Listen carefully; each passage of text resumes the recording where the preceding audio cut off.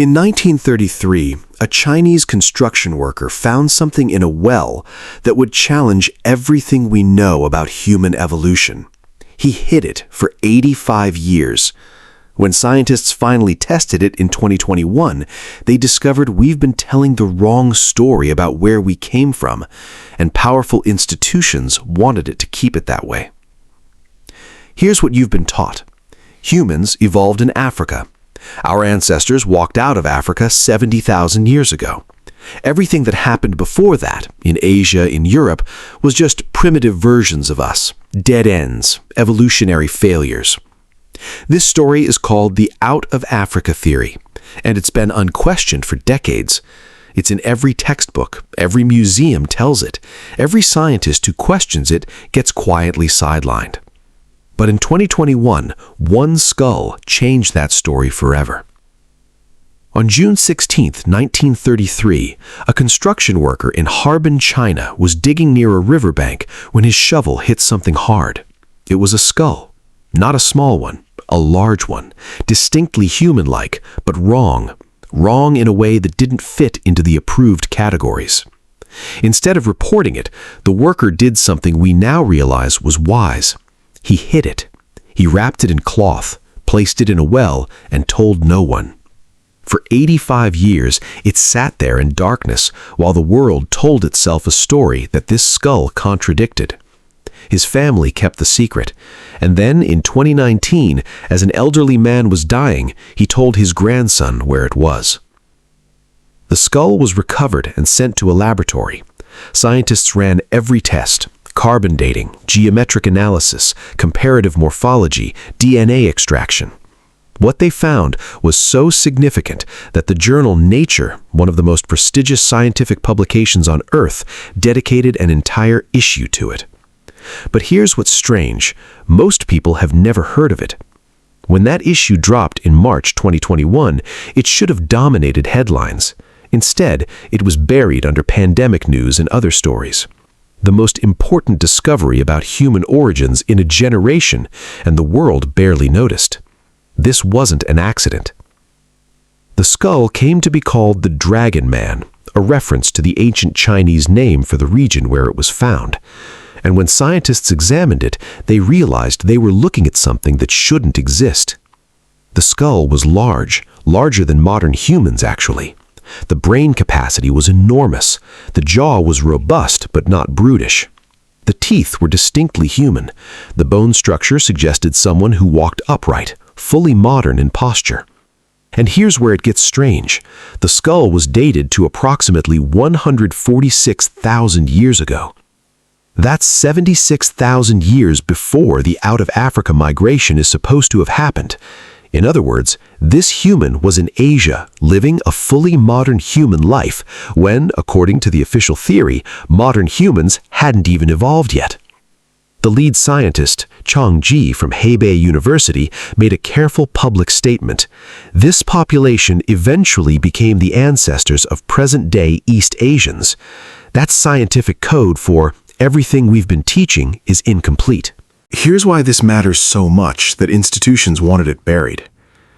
The out of Africa theory didn't just explain human migration, it became a kind of origin story, a narrative that placed Africa as the cradle of humanity and everywhere else as a secondary story. It was taught as absolute fact, not as one competing hypothesis. But the Dragon Man wasn't alone. In Indonesia in 2003, scientists found evidence of a distinct human species, Homo florenziensis, that was small, tool-making, sophisticated, and evolved completely independently on an island in Southeast Asia. In the Philippines, archaeological sites show human habitation going back 67,000 years, earlier than the accepted timeline for Asia's settlement. In Australia, Aboriginal Australians have oral histories spanning 65,000 years of continuous occupation, which scientists dismissed as myth until recent genetic studies confirmed they were telling the truth about timelines. In southern China, other skulls have been found, some showing characteristics that suggest modern humans were present in East Asia earlier than anyone in the scientific establishment was willing to admit.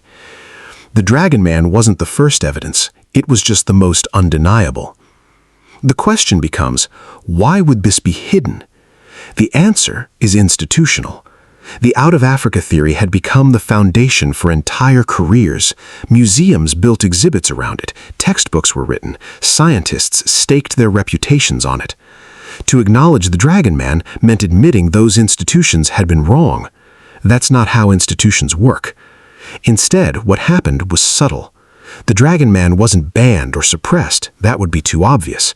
Instead, it was compartmentalized. It appeared in nature, it was published, it was technically available, but it wasn't promoted to the public. Museums didn't update their displays, schools didn't change their curricula, the media didn't run with it.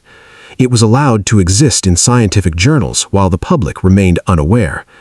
This happened in a time when every cat video goes viral, when every minor scientific discovery gets a TED Talk. But the most significant discovery of human origins in decades? Silence. Until a construction worker's grandson decided to tell the story. Here's what the Dragon Man reveals about us right now. We think we live in an age of information. We think knowledge is democratized. We think the internet has made truth impossible to hide.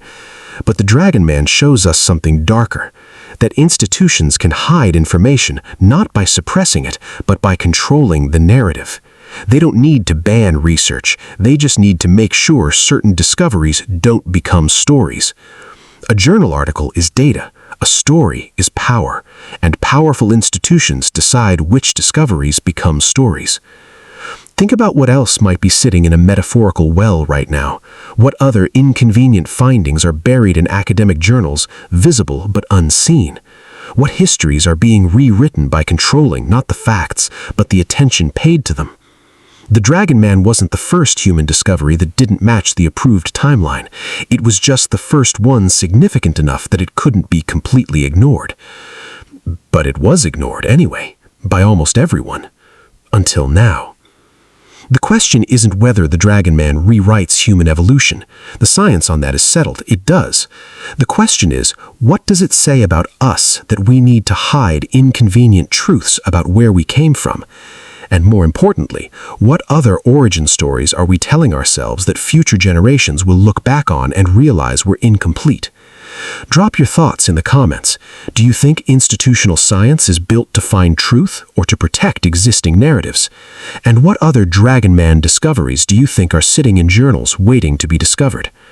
If you found this deep dive into the hidden history of human origins fascinating, hit the like button and subscribe for more videos exploring the truths we weren't supposed to know about. We'll see you in the next one.